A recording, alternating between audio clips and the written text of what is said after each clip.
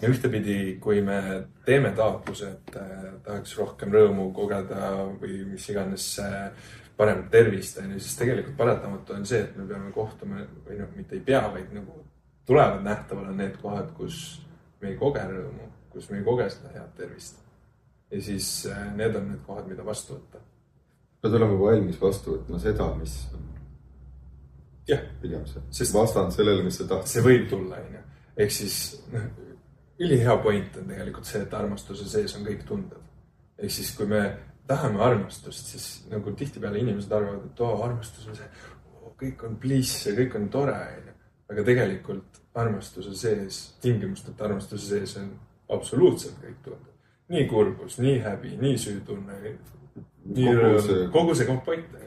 Ja siis sa võtad lihtsalt vastu selle endaks olemise kogemise inimesena. Ja see ongi see point, et tegelikult ei ole ju häid ega halbu emotsioone.